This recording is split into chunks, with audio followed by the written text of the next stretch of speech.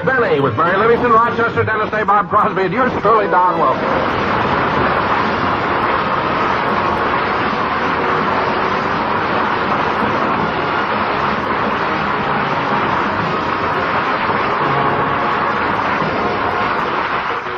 Gentlemen, I'd like to take you back a week to last Sunday, where Jack Benny has just finished his television show. And as usual, after a TV show, Jack likes to relax by walking home.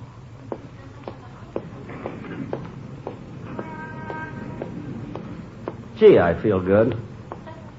I don't know why I was so nervous all through my television show. Everyone was so good.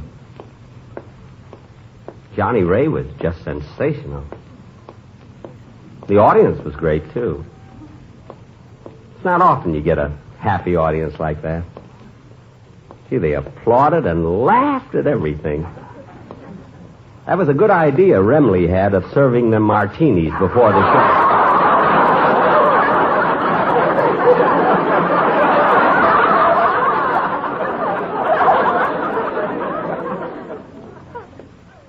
Yeah, I don't know. I like being on television. I can hardly wait till I appear on the Omnibus program. It'd be nice to do something dramatic for a change. Gee, I've accomplished a lot for a man of 39.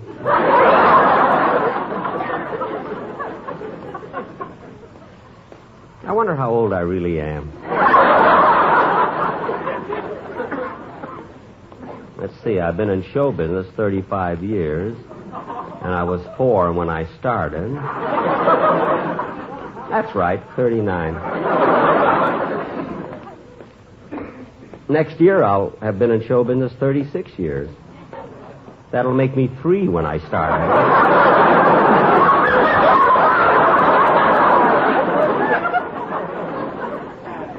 Gee, 3 years from now, I'm going to be in trouble. But what's the difference as long as you feel... Uh-oh, there's a bus. Hey, wait for me! Ouch! Smart aleck driver. That's the 3rd one he snatched off my head this month.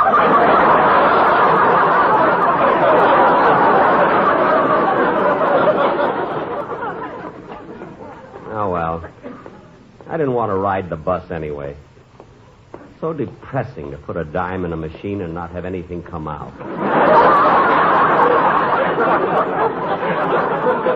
Say, that'd be a good joke for my radio show next week.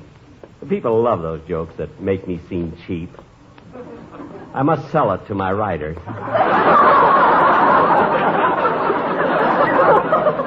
Gee, I must have walked fast. Here's Dennis Day's house, and he lives pretty close to me. I'd go in and say hello to him, but his mother and I don't get along. Uh-oh, I can see her through the window. She's just walking into the living room.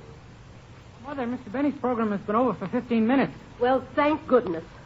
Mother, why do you always leave the room when Mr. Benny's TV program is on? I can't resist the urge to kick him in the teeth, and television sets cost money. Say, what's that you're knitting? It's the sweater I promised you. Gosh, Mother, you're so nice to me. I wish I could do something for you to show my appreciation, but you know what Mr. Benny pays me. Yes, I know. And after 15 years, I think it's high time you got a raise. Well, Mother, I wanted to ask him for a raise 100 times, but I can never catch him in a good mood. Well, when is he in a good mood? When he's cutting someone's salary.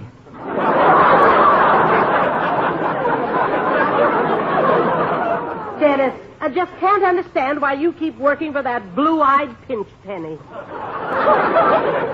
It has its compensations.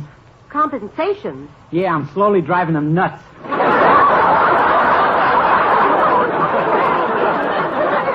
Dennis, are you really?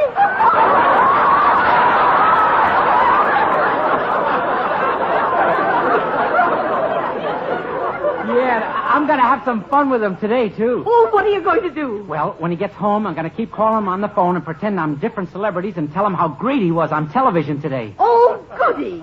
He's such a ham, I bet he falls for it, schnook, line, and sinker. Yeah, I'll make out first that I'm Ronald Coleman. Ronald Coleman? Ah, yes, Benita. I think we have something here. I can hardly wait till Canhead gets home from the studio. Well, Dennis, he won't be home for a few minutes. So while you're waiting, you better rehearse the song you're going to do on the program. Okay.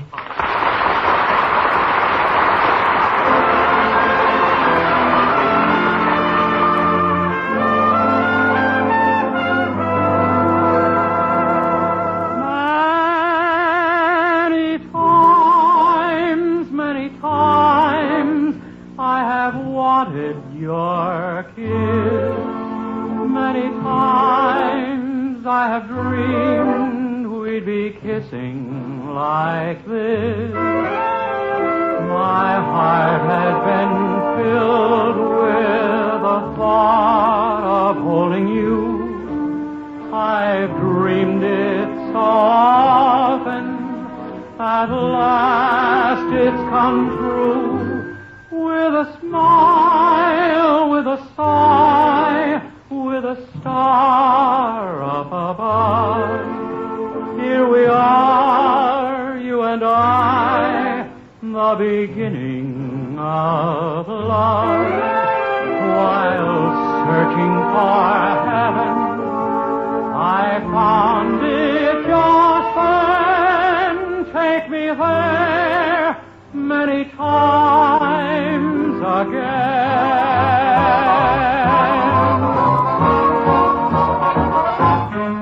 With a smile, with a sigh, with a star up above. Here we are, you and I, the beginning of love. While searching for heaven, I found it just then. Take me there many times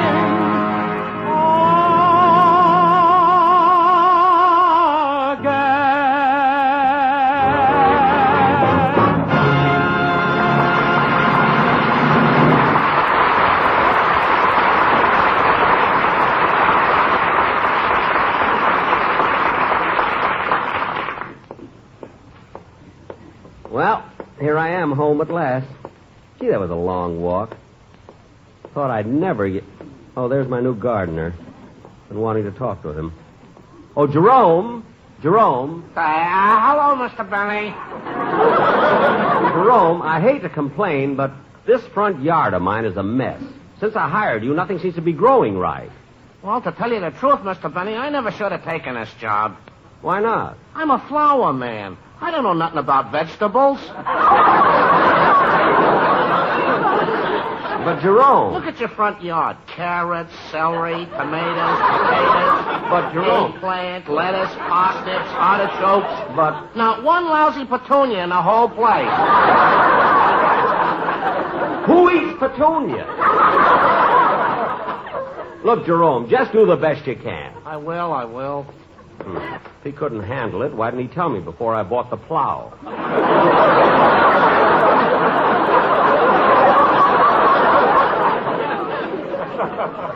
Oh, well. Oh, Mr. Benny, Mr. Benny. What is it, Rochester? There's a phone call for you. Oh. Hello? Hello, is that you, Jack, old boy? Yes, who is this? This is Ronald Coleman. Well, Ronnie, how are you? Fine, Jack. I called to tell you that I saw your TV show today, and I thought you were absolutely wonderful.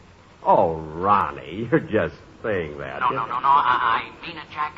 If I were king and Benita were queen, you would be our court jester. Oh, Ronnie, that's awfully sweet of you, but I wasn't that good. Yes, you are, Jack. Well, thank you very much, Ronnie. You know, Ronnie, it's strange, but I've always had a silly notion that you didn't like me. On the contrary, Jack, I've always thought of you as quite a pleasant schlemiel.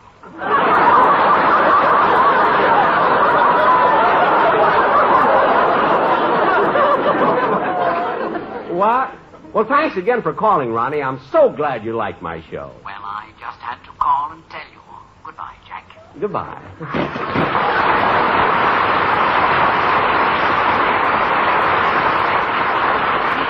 Rochester? You'll never guess who... Oh, hello, Mary. When did you come in? Rochester let me in while you were on the phone. Oh, Rochester, see who's at the door, will you? Yes. Incidentally, Mary, what did you think of my TV show? The truth, Jack, I was so upset about my maid, Pauline, that I couldn't concentrate on the show. Excuse me, boss. There was Mr. Warner at the front door, and he wants to see you privately. He's waiting in the den. Warner? Mr. Jack Warner, Warner Brothers Studio. Oh, Jack Warner. Oh, excuse me a minute, Mary. Well, Mr. Warner. Hello, Jack.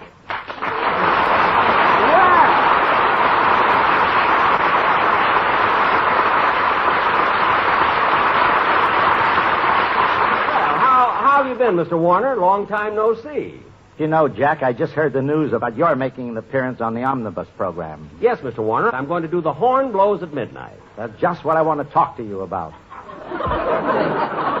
What? Look, Jack, you made that picture for us in 1944, didn't you? That's right. It was for the Warner Brothers. Well, since then, our studio has produced Streetcar Named Desire, House of Wax, Hondo, The Eddie Cantor Story, Calamity Jane, and this year I'm sure our picture so big will be up for an Academy Award. So? So, we're rolling again. Let us alone.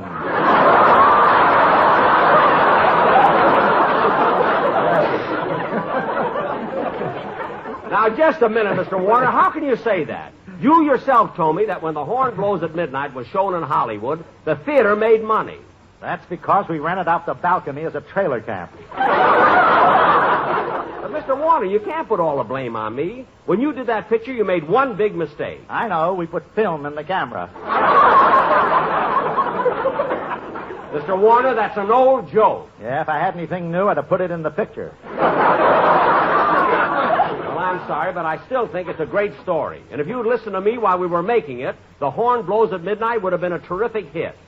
Jack, we tried everything. We even spent over $100,000 for a new finish. And nobody even stayed to see it. Well, that's not my fault. And you'll see it's going to be great on television when I do it on Omnibus. All right, Jack, if you won't listen to reason, maybe you'll listen to this. We'll give you $5,000 not to do it. No. $10,000. I'm sorry, Mr. Warner, but money means nothing to me.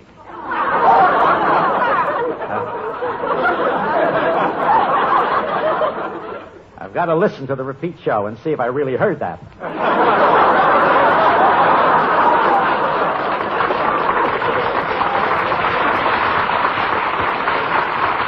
What? Look, Jack, here's my final offer. My brothers Harry, Albert, and myself are willing to take you into the firm and make you one of the Warner Brothers.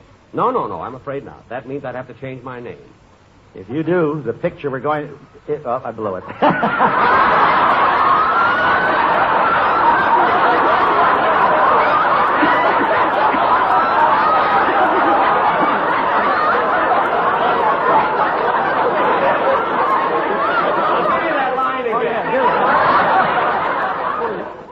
No, I'm afraid not. That means I'd have to change my name. If you do the picture, we're going to change ours.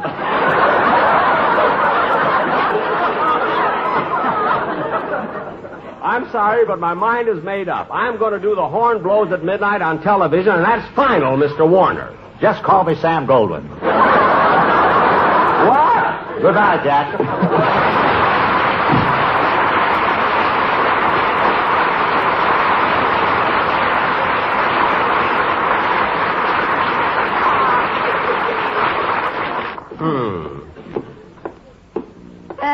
Jack, what did Mr. Warner want? Oh, he heard that I was going to do The Horn Blows at Midnight on Omnibus, and he's trying to stop me. Stop you? Yeah, I don't know why. He admitted himself he's back on his feet. Certainly. I mean, you've done pictures for studios that have never recovered. Why, certainly. After all... Hello? Hello, Jack. This is Jimmy Durante speaking. Gosh, it's good to hear from you. Well, pay close attention, because I'm calling long distance. Long distance? Yeah, my schnoz is between me and the mouthpiece. I got 100 of them, 100 of them. Jimmy, I thought you had 1,000,000 of them. I did, but I'm using them up in television. Oh. But to come to the point, Jack, I just had to tell you how great you were today. You mean on my TV show? Yeah, your performance not only warmed the cocktails of my heart, but it was a histrionic triumph, a stupendous, colossal magnitude. Jimmy, you've never paid me such compliments. And I won't again. I just fractured my tongue. Well, I've got to hang up now. I'm late. Where are you going? To Clifton Fadiman's house. We play Scrabble tonight. Oh, well, thanks very much, Jimmy. I'm sure glad you liked my show. So long. And an au revoir to you, too.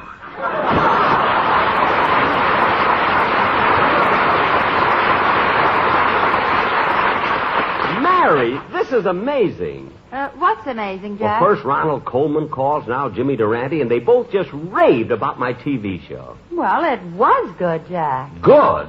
It was a histrionic triumph of stupendous colossal magnitude. Cha-cha-cha. You know, when fellow performers praise you, it gives you such a good feeling. Say, Rochester, didn't I hear somebody at the back door? Uh-huh. Here, Mr. Benny, this is yours. The bus driver dropped it off. At least he didn't run over it like he did the last time. I'll get it. Oh, hello, Mr. Crosby. Hello, Rochester. Is the funny man at home? Yes, sir.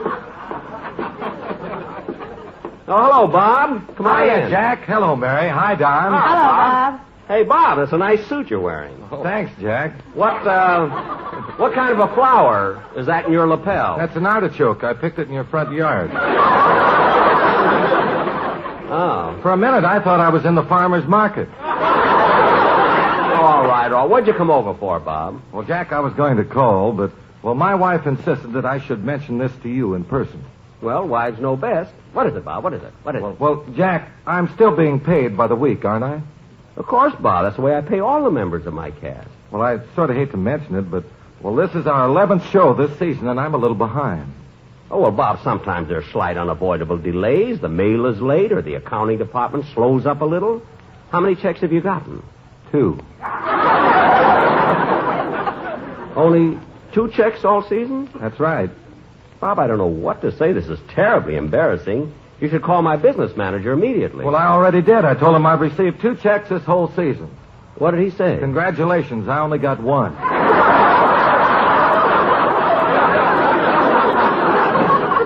Well, Bob, sometimes we do get a little behind, but sooner or later, everyone gets paid up.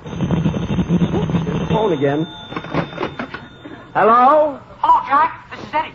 Who? Eddie Cantor, you know. If you knew Susie, like I know Susie. Oh. Eddie, I know you. How are you, Eddie? Fine, Jack. I just wanted to tell you that you were magnificent today on your TV show. Simply magnificent. Well, thanks, Eddie. I just can't tell you what this call means. It gives me a real thrill. I thought it would. Bye, Jack. So long, Eddie. Well, this is really something. First, Ronald Coleman congratulated me. Then Jimmy Durante. Now Eddie Cantor. Did Eddie like your show, too? He was nuts about it. Yeah, I feel so good, I want to give a party.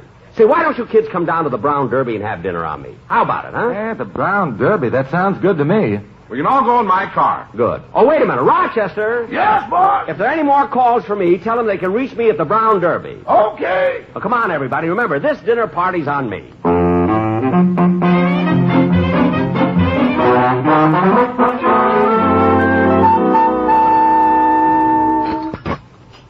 You sure you ordered what you want, Mary? Yes, I haven't had lobster for a long time. Boy, I can hardly wait to get at that wild duck. Well, it won't be long. Don's still ordering. And waiter, I want a large salad with a whole egg mayonnaise. Very good, Mr. Wilson. We have baked potatoes, mashed, and French fries. That'll be fine. I'll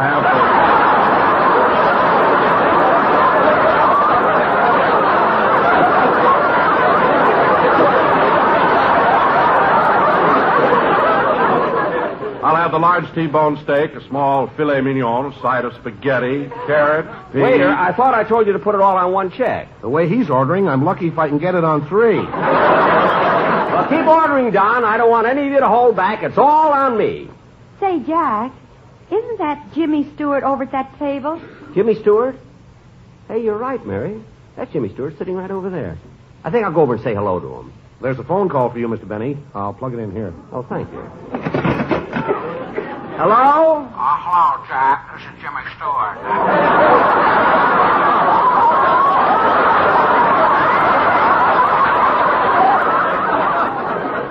What? I was just sitting home and I got such a thrill out of your TV show that I just had to call and tell you how great I thought you were.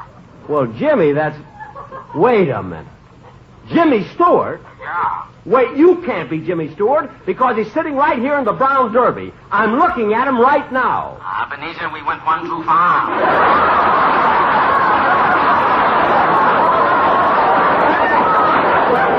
Dennis, it's you! If you knew Dennis like I know Dennis... Dennis, if you've been calling me all afternoon, I'm going... Good night, Mrs. Calabash, wherever you are. That does it!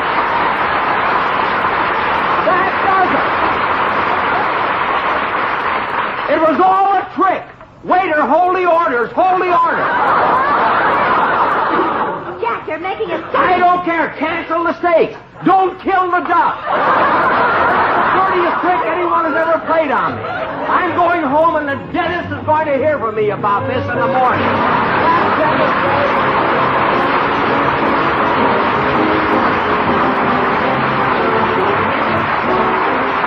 Jack will be back in just a minute. But first... Hello? Yeah, this is Mabel.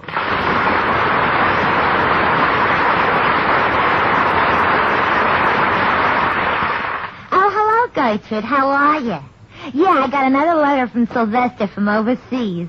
Oh, that boyfriend of mine. He's full of surprises. Now he's decided to run a laundry when he gets out of the Army. Now, he doesn't know anything about it, but he can learn, can't he? Sure, while he's in the Army. Well, all he's got to do is write to Madison 3, Wisconsin, and USAFI sends a manual that tells him all about it. What do you mean? A manual who? They send you a book. Yeah. Sylvester says they've got 19 manuals on all kinds of small businesses. What? How should I know how Sylvester got interested in laundries? Maybe because it's like he wrote me. So many of his buddies have taken him to the cleaners. He sure must have some nice friends in the Army. They're so considerate. Oh, I gotta disconnect you, Gertrude. My buzzer's flashing. I'll let you know when I hear from Sylvester again. Yeah. Don't take any wooden nickels. Bye.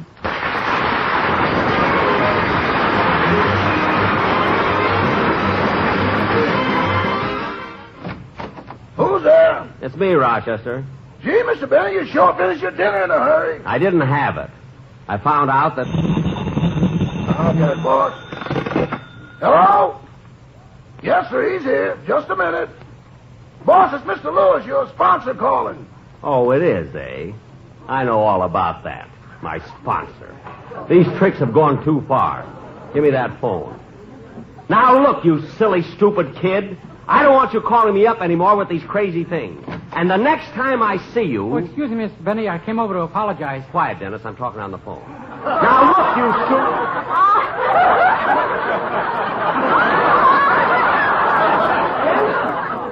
Dennis is here. Mr. Lewis. Mr. Lewis, I thought you were someone else. Really, I didn't, Mr. Lewis. But... But...